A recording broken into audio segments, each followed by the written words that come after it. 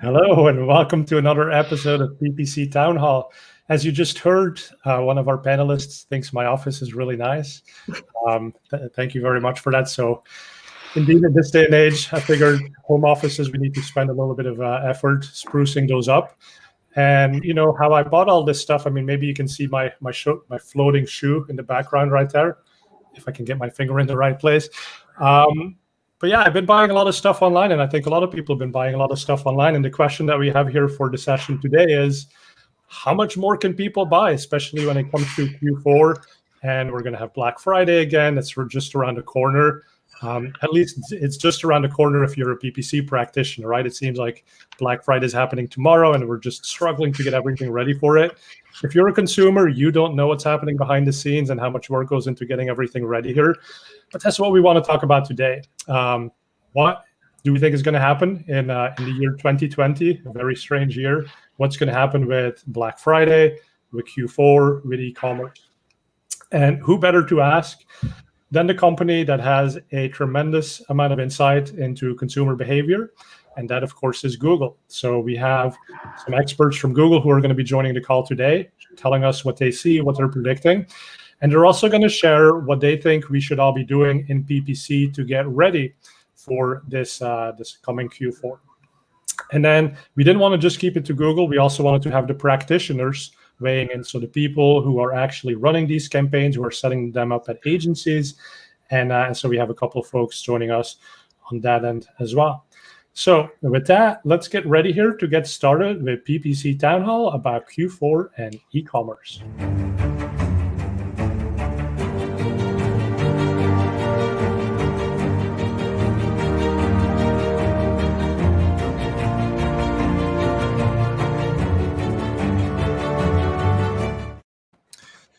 All right, and we're back. Let's bring in our first few panelists here. So I'm going to show them on screen all at once.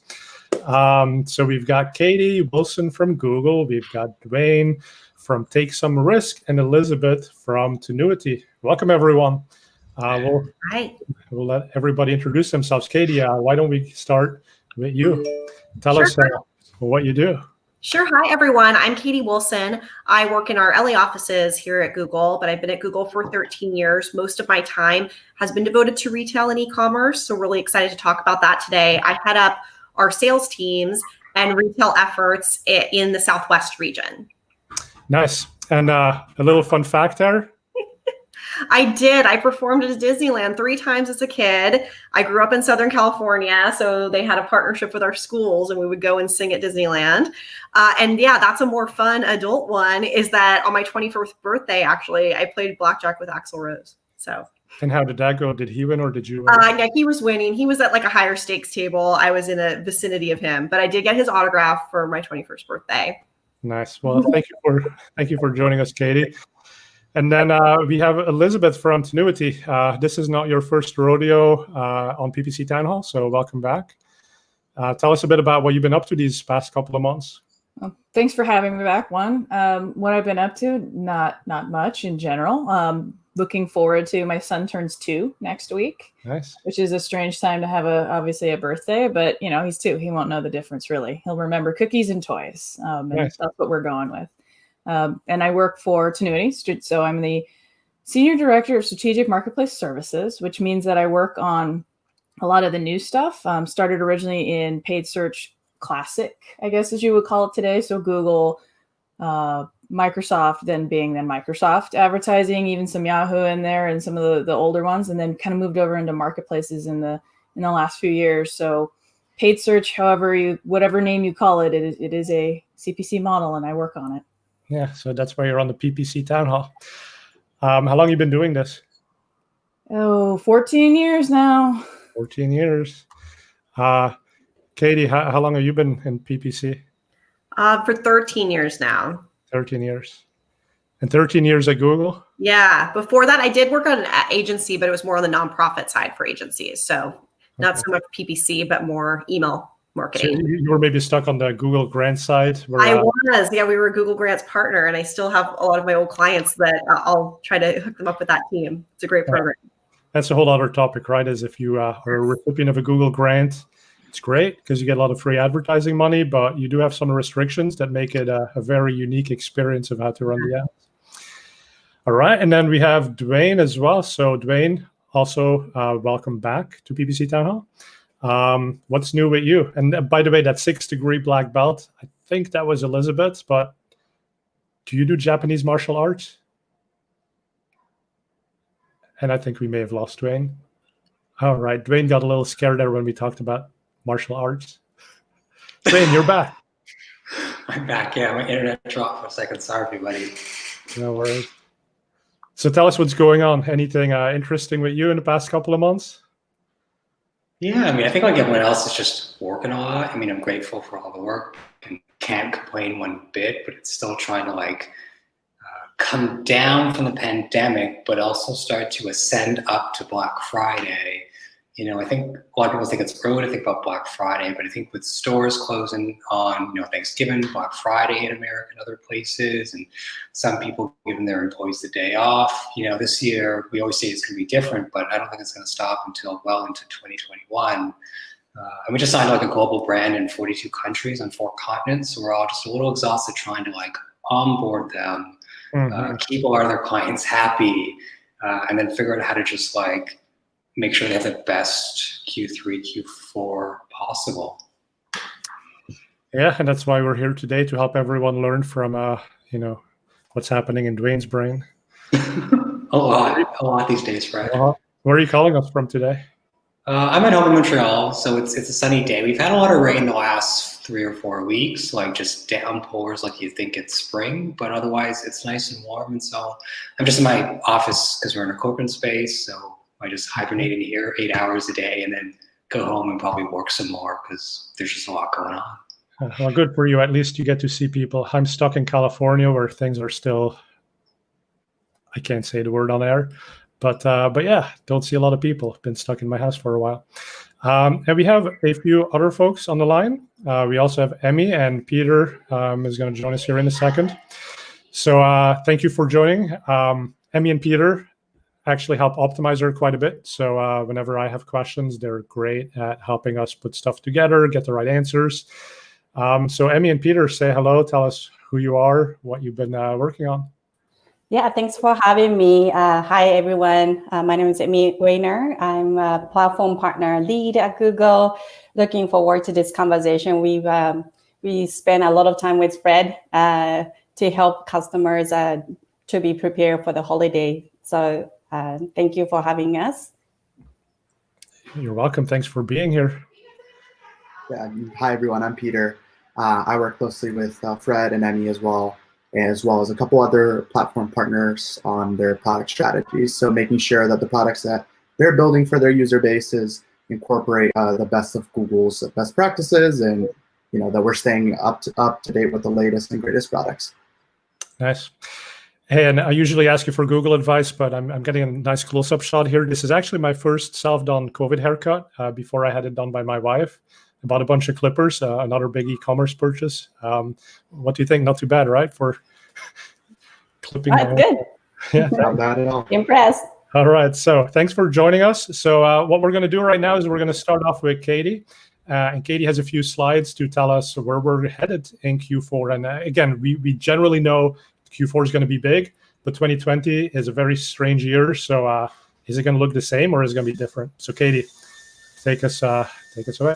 Yeah, absolutely. The only thing I think we know for certain is that it's going to be different, different kind of holiday, but we're preparing on all fronts here at Google. And what we're seeing in e-commerce right now is really positive. So I'm going to share with you guys a little bit of what we're seeing early on for the trends and really some tactical things you can do to prepare for the onslaught of traffic that we think is coming. And then we'll leave it more conversational too. Excited to hear what the other folks have in terms of trends. So the first thing to show you all, which I know some of you might have seen, this is popular I've seen it quoted in Forbes and McKinsey studies, but e-commerce has grown in the last 2 months more than it has in the past 10 years. So just let that sink in as a number. It's off the charts. We've been seeing this penetration of e-commerce on all fronts, right? From traditional e-commerce retailers that were prepared, some actually getting out of stock for high in-demand items. I just bought a desk. I bought it 3 months ago. It just got here. So there's a high demand for items during the pandemic, like home goods and other things that we've seen. But I also think this is a really good test to know about holiday and how we can prepare. Traditional retailers who were doing store pickup or relied a lot on in-store have shifted very, very quickly to e-commerce over the last 2 months. And we're seeing that in the market and in terms of competition. So something to be aware of. I've also seen recently quoted that there's potential that we will have holiday levels of demand and user shopping even as early as October. So being prepared for this demand, both on an inventory and logistics front, I think is incredibly important as we go into holiday. Great. And then from the Google side, in terms of consumer behavior, we do a lot of third-party research with a company called Ipsos, and we look at Google data, right, in terms of shopping behavior and trends. And then they also individually survey consumers to get a sense of their buying behaviors. So this is in conjunction with that. Some things we're seeing major shifts from last year to this year, right? Last year, primarily shopping in store. Think about how you might have shopped for holiday. Did you go to several stores? Did you have lists that you take to a store to get things done? I know that's what I do. That's not happening this year, right? Primarily shopping is going to happen online, and we have to be prepared for that. 72% of holiday shoppers are going to shop more online this season. That's probably not a surprise to most folks, but in terms of the volume it's going to produce, we should be prepared. Retailer loyalty. So people have their go-to shopping destinations for holiday. Maybe people, as Duane was saying earlier, line up for those Black Friday sales. They love their Target. They love their Walmart sales. If we're not doing in-person sales and people are not going to be wanting to aggregate in big groups like that, loyalty is starting to become a thing of the past. So people are discovering new brands online. Maybe they're seeing things through social media, through Google, through other channels, and being more aware of these new purchases and new brands that they want to discover and refer to other people. So be prepared for that. If you're a new brand and you want to get yourself out there, this is a great time for discovery. Increased year-on-year spending. I said it before, people are going to buy earlier. 80% of consumers are going to plan to shop earlier for 2020 holiday gifts to avoid crowds. So I would assume even as early as October, we might actually start to see some of this traffic starting to happen. And Cyber Week, it's still going to happen. We're still going to have Black Friday deals and promotions. Retailers are getting ready for that. They might even start extending promotions beyond Cyber Week, but people are still looking for a good deal. So it's really important to get that out tactically in your messaging for ads, as well as any promotions you might have on your website or in your shopping cart. So definitely don't forget about the promotions.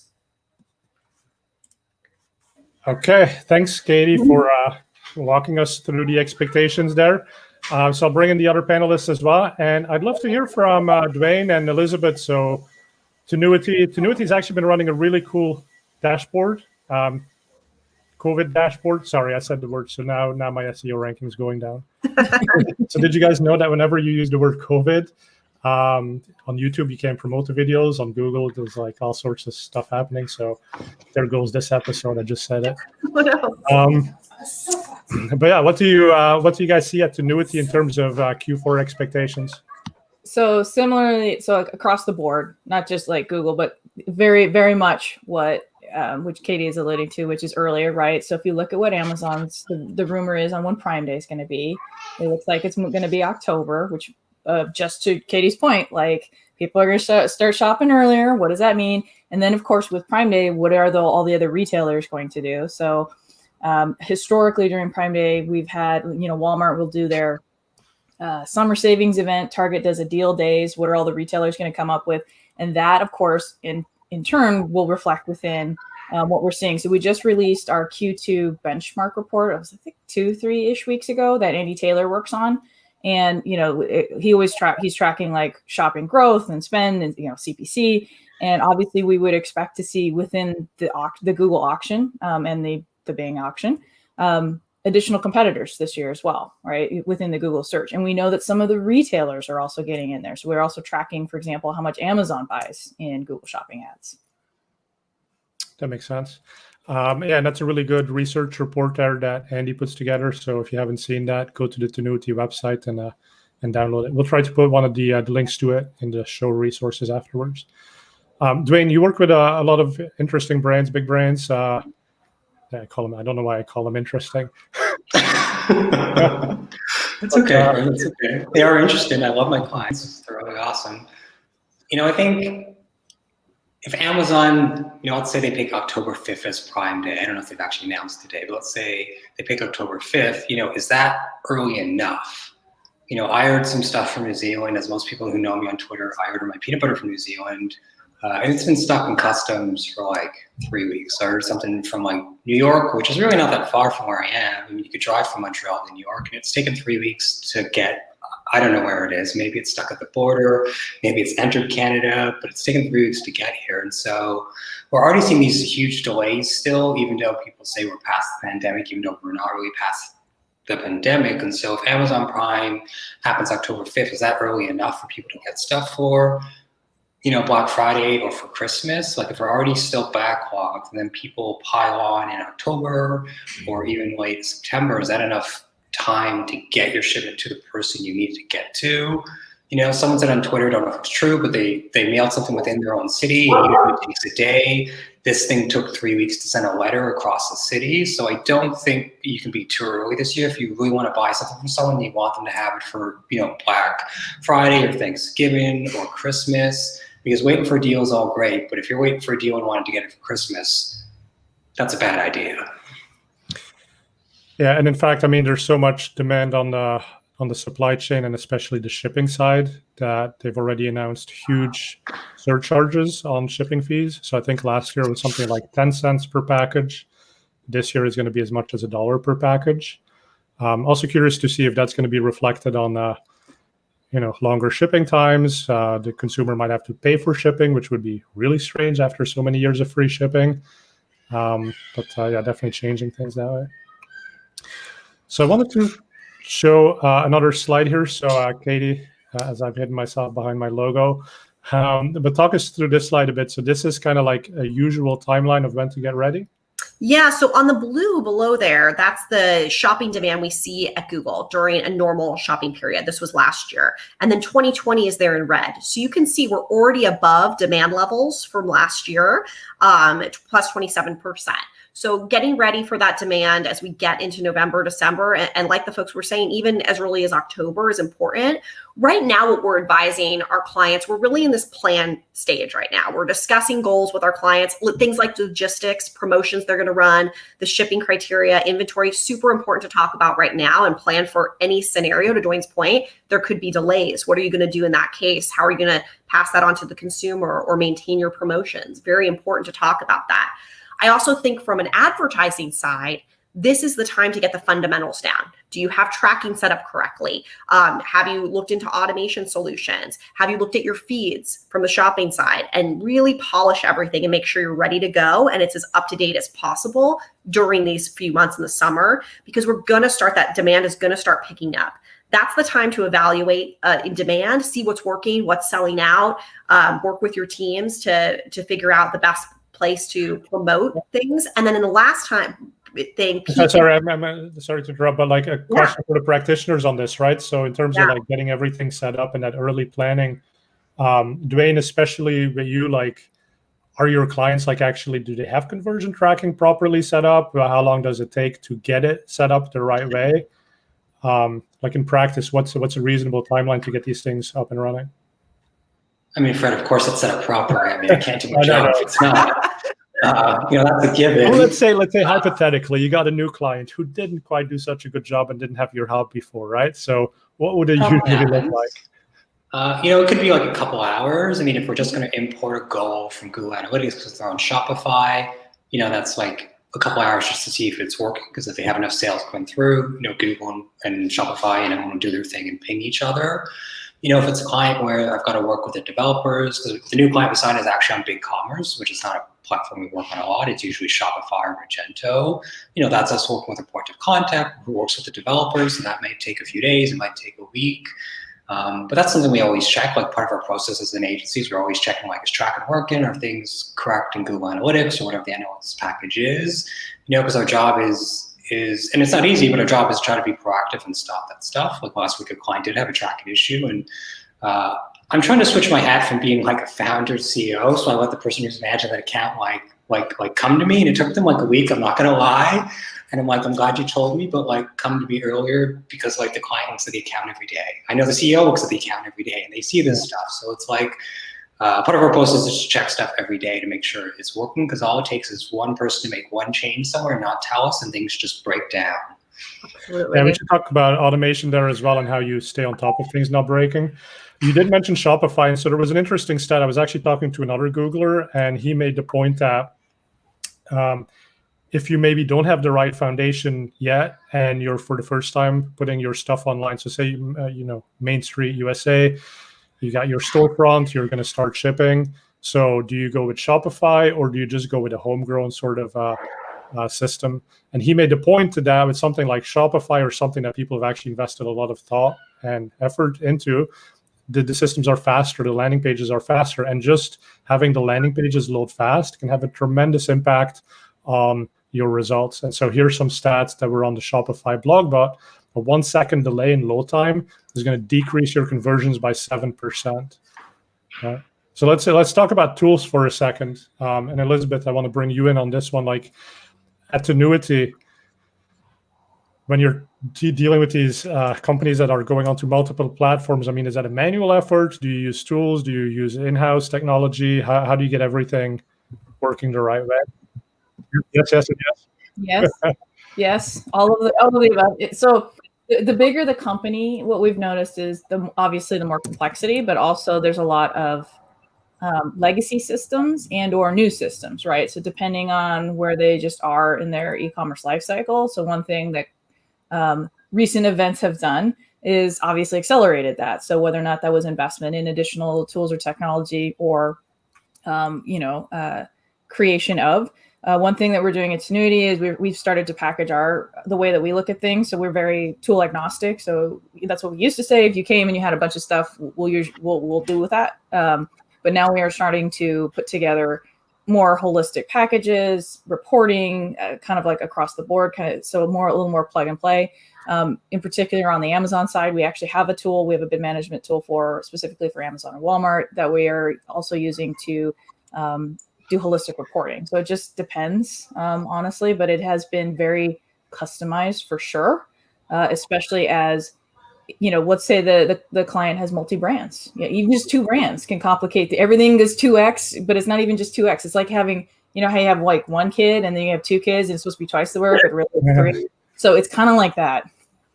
Wait until you have 3. I mean, you saw them all come into my office, right? Oh, lovely. I'm done. 2. We're good. That's it. 2's enough for me too. I even have a lock on the office, but they figured out how to pick that. So there you go. Just next thing, I'm buying a deadbolt, I guess. All right, Katie, let's look at those slides again that you had.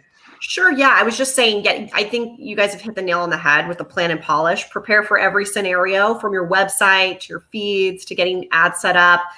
And then really it's about capitalizing on that opportunity in September, October, even with Prime Day, right? That increases the overall traffic for everyone in e-commerce. All ships rise with Prime Day because people are in that shopping mindset. So that is a great time to really pressure test for holiday, I think. And then when we get into the peak days, all bets are off on what the volume is going to be on those days this year.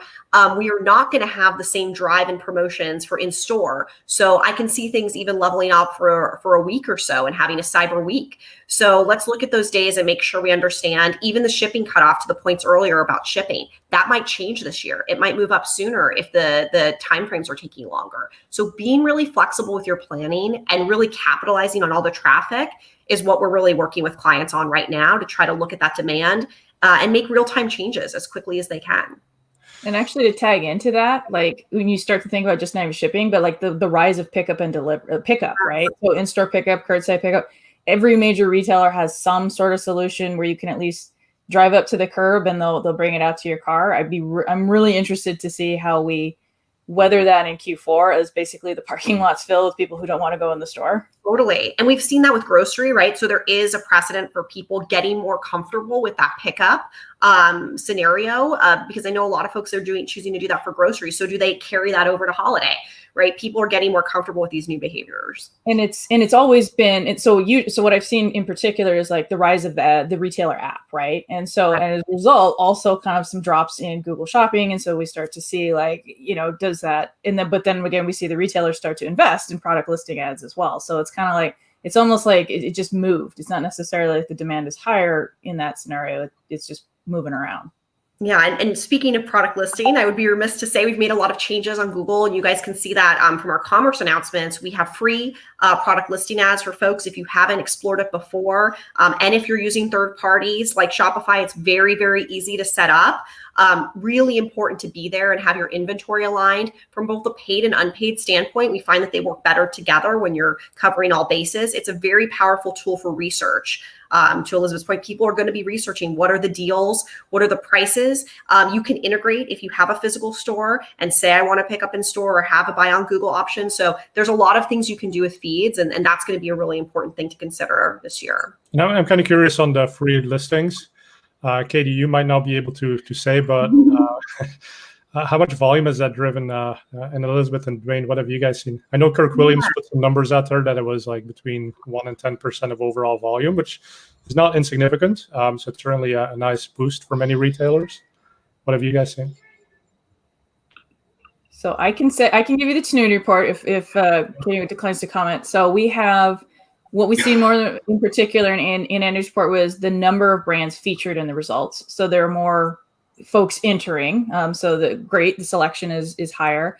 41% higher for desktop computers than it was beginning of 2018. As far as the shopping actions report, what it's starting to show is the number of competitors, 17% higher on phones, 15% higher on tablets. So definitely a rise in desktop in terms of what makes sense, more real estate, but it's definitely something that folks are out there taking advantage of, which is, great. Yeah, we've seen great results from, I think the free listings are a great way for people to dip their toe in if they were curious about feeds, haven't done it before. And then we're seeing our team is particularly outreaching to those people to educate them on how do they implement that. And we're doing a lot of work with the third parties like Shopify to get those people easily online when it's a one-click opt-in for Shopify, very easy for them to do so. So our team, is outreaching proactively to a lot of folks that are on the free product to show them, hey, this could work better, because we are seeing when you can cover both angles that it's going to prove better performance over time. Right, and I'm seeing a question come in there like on feed management. So I think that's a bit what you were talking about, Katie. So it's one click to get on Shopify, but do you already have to have a feed, or will Google sort of figure out what your site structure is and based on that generate the feed? And what, if any, tools do you like for feed management, all of you? Yeah, so it can be, I'll let the other folks talk too, because they work with a variety of different clients. For most of my clients, they're able to manage it themselves. Either there's a lot of ways you can upload that to Google manually. I would say automating the feeds is where you want to get the most up-to-date inventory. So that can be integrated in a variety of ways. And we have that information available on our help center. I can provide a link for afterwards where you can look at how to easily set that up. Or I do have clients, if they have a massive feed or if it's something that is changing daily, like think of someone who is selling out of inventory, have a high turnover inventory, not the same inventory every day, like fast fashion, they might want to hire a third party to do it because it is so labor intensive to basically link that with your inventory management system as a retailer. So let the other folks speak to what they've seen as well. Yeah, I mean, for our clients, we use Feedonomics for our feed management for a lot of our clients, like maybe 99%. There's a couple. We do it manual. So one client, they only have like 50 or 60 SKUs. So we just built something in Google Sheets and connected it. And it's not hard because their SKUs, change once every 4 to 6 months when they like retire a product and bring a new one in. I think it's definitely makes sense to have a feed management tool if you've got, thousands of SKUs, or like Kitty said, you have your SKUs changing often. I've done it by hand. You can do it by hand, but I think it's a question of where do you spend your time? There's only so many hours in a day. And if it's Black Friday, the last thing you want to be doing is working on your feed. You want to be working on other things within your business. Because if you thought last year was crazy, this year is going to be 2x what we had last year, I think, in terms of both traffic, sales, revenue, and even just people having questions of like, what size is this coming? Does this look good on me? Whatever those customer questions are that you get over the holidays. So hire people, have inventory, be prepared for what will be the craziest year of our lives, but also we'll make tons of money. So I was going to say there was one thing is, of course, I had the horror. I would give you the holiday horror story. We actually had a client one year, not Tinuiti necessarily, that I guess a developer got bored on Black Friday and he decided to clean up various tags and pixels, including removing ones that he didn't know what they were, which of course was the Google information. So we lost all tracking on Black Friday. Oh, man. Oh, So no. that is not the day to do technical. See, this is a problem we created ourselves because we don't want to do anything in Q4 because we're like, oh my God, what if we break the holiday traffic? And now we've created a situation where developers are bored and they actually go and break it anyway. Yeah. And you know, and to Katie's point about inventory updates, so working with multi channels, like, so let's say I have you happen to be on Amazon, you happen to be on Walmart, you happen to be on Google, and you've got your own site and everything. Being able to understand those inventory levels in real time almost is critical, because if you oversell on one of the marketplaces, they will penalize you, and heavily. If you cancel an order, your order defect rate goes up, and you basically lose a channel. Yeah, and so that's about keeping your feed in sync with the actual inventory you have, and that's why it's so important to automate. Yeah, or a tool for sure. Right. And Duane, you sort of brought this up, right? So you can decide you can do anything manually, and it's funny. I mean, I talk to people who are potential optimizer customers. And they're like, but why would I buy Optimizer? I mean, I can do this manually. And I'm like, yeah, of course you could, but it takes you 6 hours. Like, is that worth, $99 or not? So people have very strange equations about how their time is valued. I think now actually people are busier than ever. So maybe they are looking at tools more than before. But when it comes to automation, obviously the first level of automation anyone should look at is what Google puts out there, right? So let's talk about that for a minute. And when we think about automation, generally bidding is the first thing we think about. So Katie, tell us a bit about what's new in automated bidding from Google. Yeah, absolutely. I think, we've always had some form of automation. I think we've really put a lot of efforts into automation from the engineering side, and you'll see that roll out with the options we have now. A couple things here to consider if you haven't looked into it or to talk with the team at Optimizer. Maximizing conversion value. Again, very great way to tie your actual conversion value to the tool, the automation tool. So we will start to bid towards the value that you have. So if it's a high value item and that's selling great, we're gonna preference that. Another one is target ROAS, target on return on ad spend, another great use of that. So again, it's just passing that data back to us of the cost of goods sold so that our system can make better decisions. And I think that's a key thing for retailers to be aware of. If you're not already doing that, these are really great options that have come a long way and are providing incredible results to our partners. And then the last thing up there, pairing up with smart bidding dynamic search ads. So to your point, are we thinking of every keyword out there? Do we want to spend our time thinking of every keyword out there when a lot of the Google queries are new every day? And even in this time, queries are going to be new. People are going to be searching for new things and in new ways than we would have prepared. This lets us dynamically look at your site and then automatically generate with a keywordless system. So I would definitely look into this as a really great catch-all to get traffic that you might not be thinking of through your traditional keywords. Katie, I have a related question on the new queries. So, a couple of years ago, I want to say it's probably 4. It was 30% or something every day. It was something high. Is it still as high? Very high. Yeah, I haven't seen an update. I know the last one we were sharing was 30%. And I think I would expect, I think Duane said this before, people are searching does it fit me? Queries that we haven't seen before due to the pandemic. Shipping timeframes will be a part of the query, right? Probably. Return, maybe people want to know about that. And the items that they're looking for are different. So I would definitely recommend in having this as a catch-all, review what's coming in through the dynamic ads, and then maybe you place that in your traditional campaigns. That's a great practice. Or I have clients that are 100% doing dynamic ads and seeing great returns. So definitely something to experiment with. Yeah, and I think Duane maybe talk about this a little bit more, but how do you bring DSA into the mix, right? DSA is very automated, but if you find some new keywords that might be successful, do you just keep them in DSA? Would you move them over? How do you have that balance between control, but also automation to help you find new stuff? Yeah, I mean, for our clients, we've done both. Usually DSA for us as a sweeper campaign will take all the keywords we're already bidding on, apply it as a negative to that campaign, and let Google try to find things we wouldn't have thought of or didn't think would convert. And then if there's enough, data, conversions, or traffic, we'll break it out in its own campaign. I will say at times that we found we've broken those keywords out. Sometimes they don't convert in their own campaign, so we just shove them back in the DSA campaign and let it run there where it converts. That's interesting. Why do you think?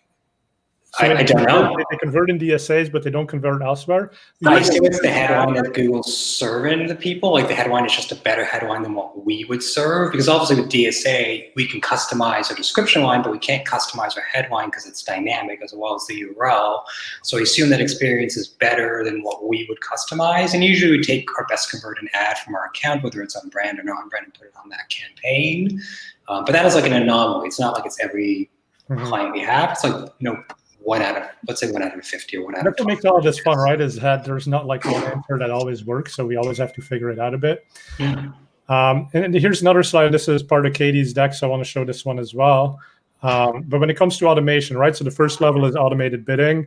And by the way, when it comes to automated bidding, make sure you use seasonality bid adjustments. Make sure that you evolve your targets. Make sure that you maybe even do something sophisticated and you actually bid for profits, not just for ROAS, by bringing your margin data into the mix. Right? I'm talking to a bunch of optimizer customers right now, and they're like, great, Google's selling my products, but not the ones that make the most profit. Like, how do I prioritize those that are most profitable? Right? The only way to do that is to somehow have margin data in the merchant feed and use that to structure your campaign so that you're prioritizing what actually makes you money. So that's kind of like level 1, right? Level 2, and I think, Duane, you brought it up as well, but it's about knowing when things change, and things might be very volatile this year. So how do you quickly account for changes in demand? Tell me, Duane, what kind of like alerts do you primarily look at to make sure things are going the right way? You're muted. Sorry about that, everyone. I didn't realize I was muted. Besides looking at accounts, the last 24 hours, the last 7 days, we try to keep a last 7-day average. As long as that's sort of on track, we're okay for a lot of our clients. Beyond that, it's just, can the systems handle it? During Q2, there's some accounts where smart bidding, did amazing, whether it's from Google or other search engines. Other times where the system just spiked the CPA, and as much as I'd love to hold on tight and see that CPA keep on spiking, we found it just made sense to move things back to manual. So it's really just like a case-by-case basis. What's the last 7 days? What's the last 30 days? Do we think it makes sense to stay here? All automation is great within the right context, but I think if we're seeing too much data being fed into the systems that maybe not every system can handle it, whether it's Google or just another search engine in general, even Facebook, can't predict what's going to happen in the future if it's got so much data that it hasn't had before right now. So I'm going to put Peter on the spot. So Peter, I'm going to bring you back in here. But tell us a little bit about when smart shopping maybe isn't going right, and what might be some causes, what you need to make sure you've set up to make things move in the right direction. Yeah, I think there are a few cases. A few of the top cases that I've seen with smart shopping not going right is one, setting a ROAS target that's a bit too aggressive. Sometimes if you've tried smart shopping for the first time, you've set that target, that's your ideal target, but to get things started out, sometimes it's better to work up to that target and not to just go straight after it if it's a bit aggressive, because smart shopping may have some issues serving in that case. Feed health is also just as important as it is in a traditional shopping, but a lot of times we expect to set something up like smart shopping and have Google take it the rest of the way. But it is important that we're feeding the algorithm with the right information and that our feeds also have the proper information for that, right? So making sure that we're updating all our products, that all your products are in there, and that all of the feed categories are reflective of the products that you're currently selling. Right. So have all your conversion tracking set up correctly so that the attribution is happening. Do not use last click attribution because that's going to break your upper funnel. And then think about search as a holistic game, right? It's not just, hey, I've just automated my bids, now everything's like rosy. But use the capabilities in terms of responsive search ads, the different match types for keywords, so that the system really has as much flexibility as possible to put all the right pieces in the right place. and maybe take an approach as an advertiser that's a bit defensive. So as you do see Google maybe making some questionable decisions on certain queries, make those negatives, right? So maybe have more of an exclusionary strategy as opposed to just very limited definition of what you want to go after. Yeah. And Peter, there's a question here. I don't know if you want to take this one, but Michael's asking, how do you manage search terms on shopping campaigns where there is overlap in non-converting terms costing money, but also creating sales basically off of a closed variant or a broad match variation of it? Yeah, I think if it's at the end of the day, if that term is creating sales down the line, it's probably bringing value, and we don't want to exclude it as a whole, right? Our algorithms, they bid at the query level and not at the exact keyword level. So even if that exact variation of keyword is not bringing in the right results, as long as we're trusting the algorithm to make those adjustments when it comes to broad match, we do see some pretty good results with that. But if there are specific variations that you're not seeing good results for, leveraging those negative keywords is a good way to do that as well. Nice. And I brought Emmy onto the call here also from Google. So Luis is asking about some changes to showcase shopping ads. Any thoughts on that? And that's also a question for Katie, but Emmy, let's start with you. Yeah, let me get back to you on that. And then I want to get a little bit more details of what question is it all about. I'm checking it too. Yeah, we can check it. I know that we're making some improvements there, and I think you might be wondering if it's going to affect the volumes of regular shopping or how that will play. I do think it's a more visual platform. So if your brand is aligned to that and something that you want to show more visually, I would definitely look into the more image-based format. But yeah, we can follow up with more detail. Yeah, let's get more details on that question. Thanks, Fred. Sure. And now we got a question from Michael. So why would agencies use a tool, Optimizer or another one?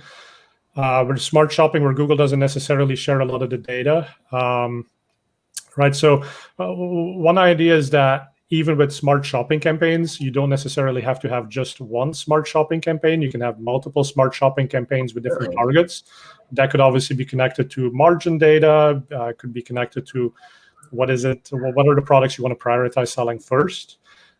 So building that out, but also keeping it dynamic, right? If you have thousands of products, manually restructuring these campaigns based on how your sales and margins are evolving is very difficult. So a tool like Optimizer can certainly help with that. And then there are still certain things you can do here and there, and I have to look into the details, but negative keywords generally do work. You can, well, with smart shopping campaigns, it is somewhat limited. But even if you're just thinking broadly about smart bidding, right? A lot of people might say, I set my bid and I'm done. But no, it's just that bid is now not a CPC bid, but it's a cost per acquisition bid. It's still something you need to evolve as your business changes. And you still have all the other components. So the bidding might be done somewhat more automatically than before, but you still need to look at your queries. You still need to look at your ad text, right? Because it's a holistic thing. And you can't just say, bidding is done, my work is done.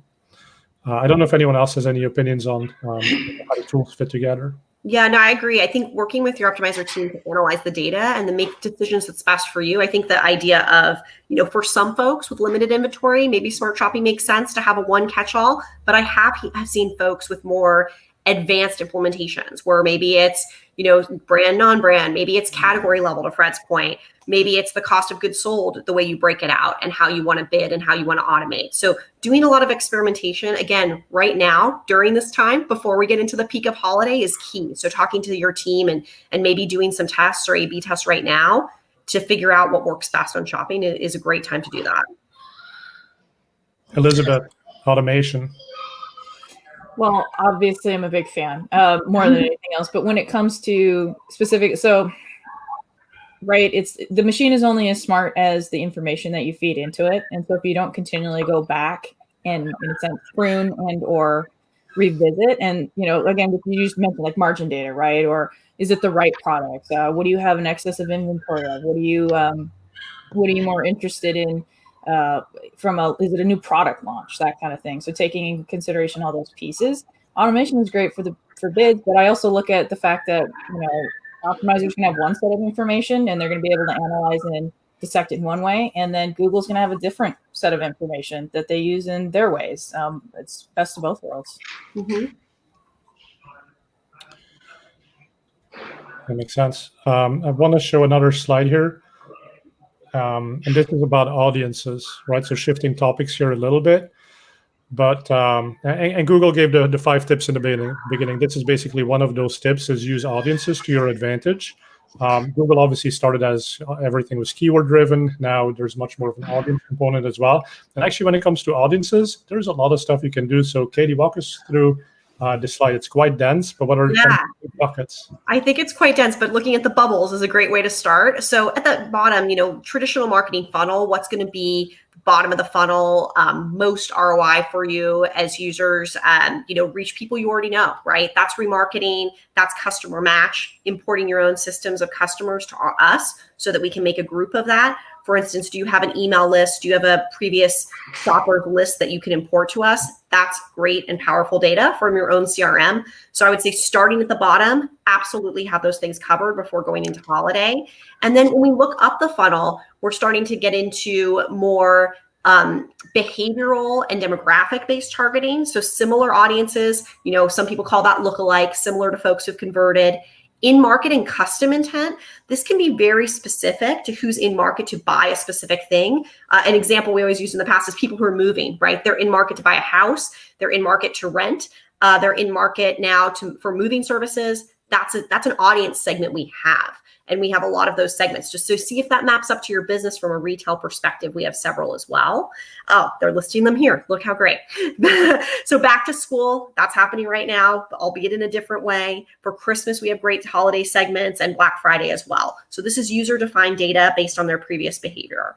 And then lastly, we're getting a little upper funnel when we talk about affinities and demographics, right? This is your traditional demo targeting based on age and gender, but also people's behaviors and passions and the data we have in terms of their user behavior at Google. So think about things like, folks that are, fitness enthusiasts, yoga enthusiasts. We have all those different kinds of categories that you can play around with.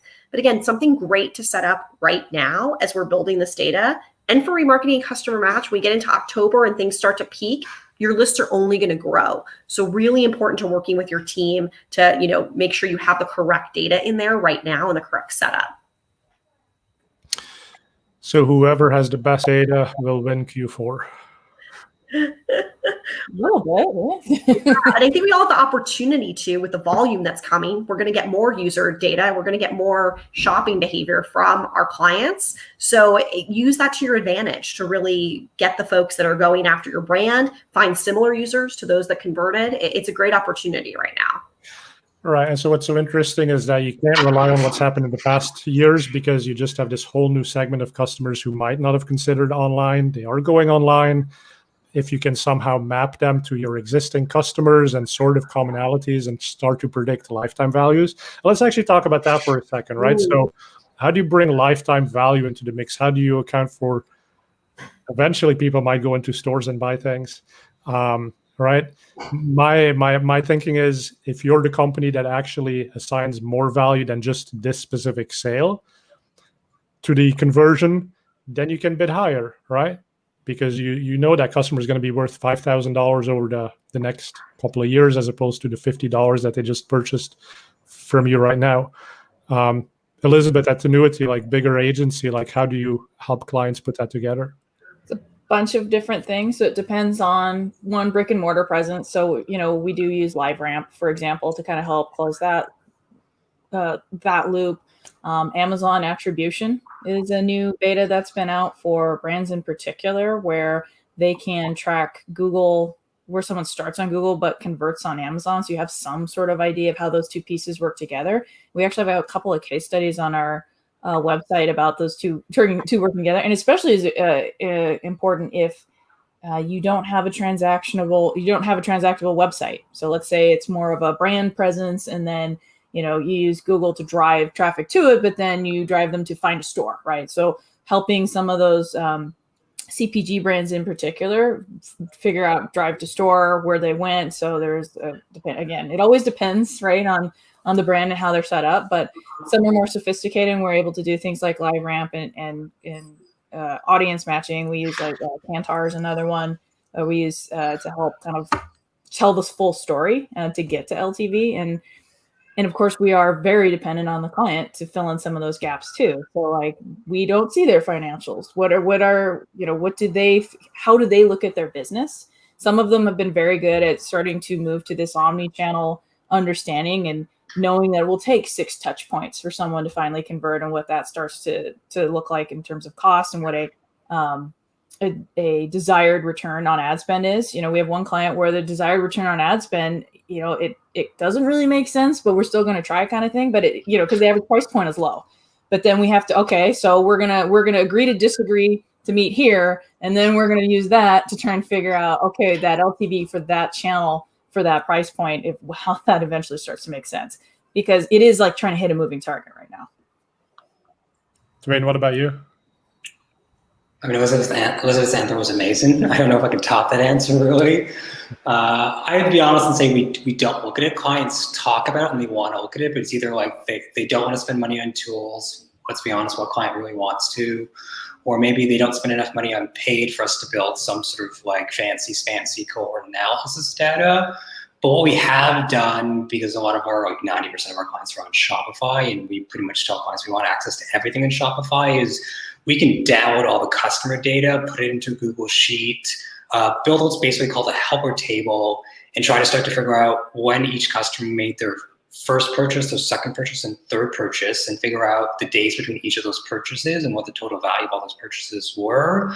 And that sort of helps us start to figure out, when can we do retention campaigns? Because our goal with every client is not just get that first purchase, but to have everyone come back and make a second and third purchase. But more importantly, we can start to see if customers who make 3+ orders, what is the average order basket of those 3 orders? If every customer makes 3 orders, we can afford to spend X on this price point to acquire this customer. So it's not as fancy as Elizabeth's, but obviously bigger agency, more tools, more money.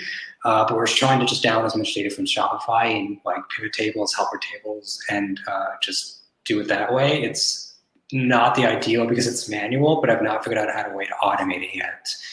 Maybe that's because it involves a macro and I just don't know how to code macros. I think that's very common. I often say there's no silver bullet to lifetime value right now because of the complexity of the consumer journey and the multiple platforms people are interacting with and the multiple, platforms people are advertising in, frankly.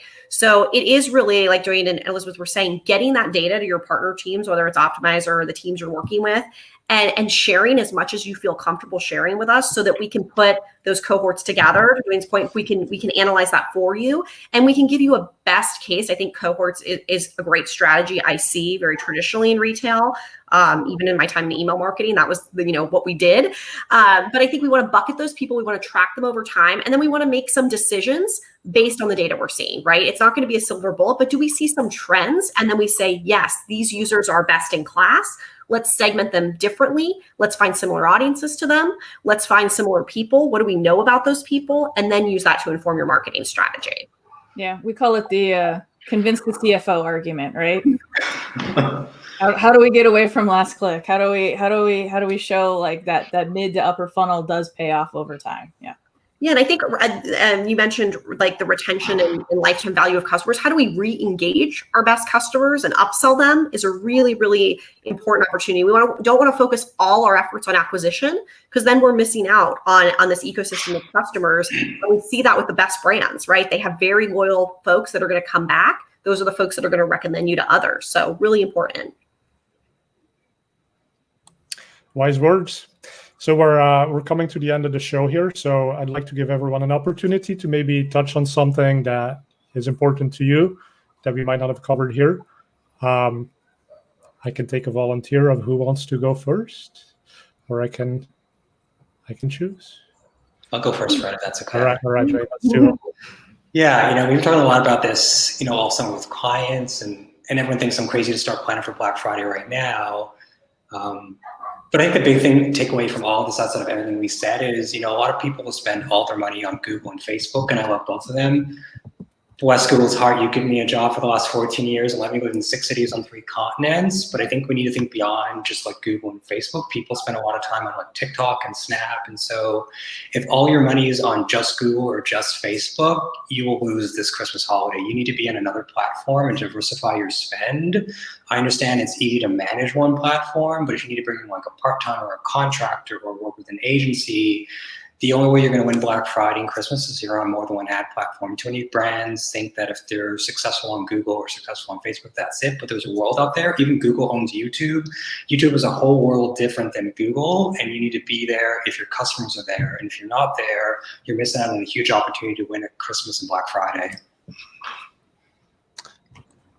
Yeah, well said. And maybe feeds a little bit into a slide that Katie had actually had, which is strategy. I can close out with this too, because I know we talked a lot about automation and audience, which are great strategies, and we absolutely should be using those in holiday. But I will say, to Duane's point, like there's a larger ecosystem at Google when we think about social. Think about the amount of time people are spending on YouTube right now, being at home.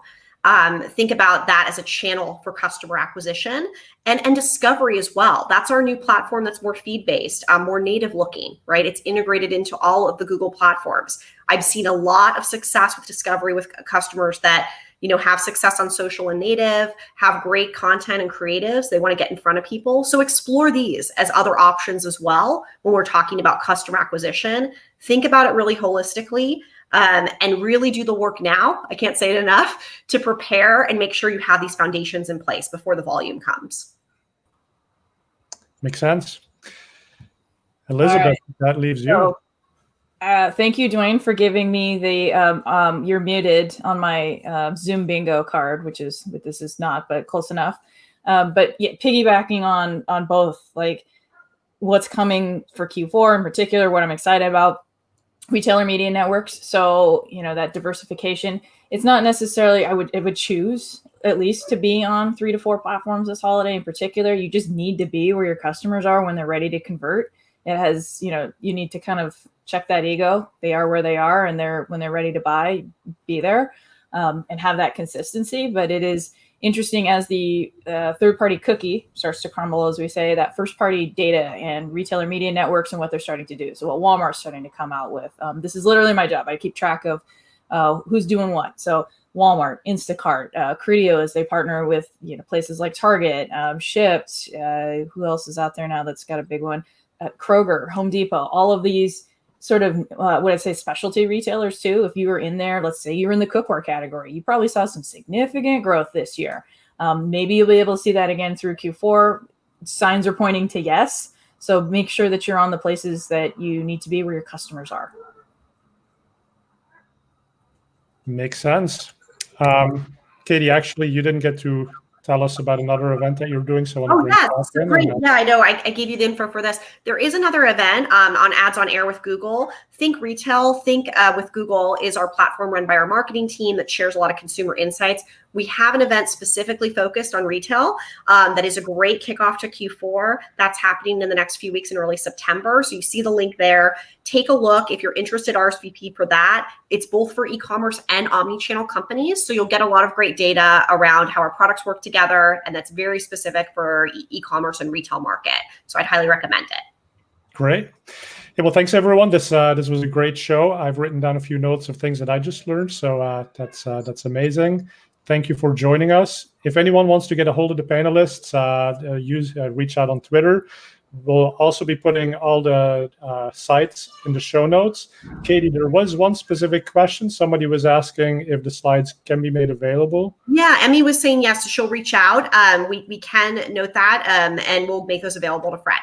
Yeah, exactly. So why don't people just email support@optimizer.com, ask for the slides from Google from this PPC Town Hall, and we'll send them out. Or if you need contact info for any of the panelists, we're happy to provide that as well. So thanks again, Duane, Elizabeth, Katie. It's been great. Stay safe, and we'll see you for the next PPC Town Hall. Thank you, Fred. Bye, everyone. Thanks, Fred. Bye.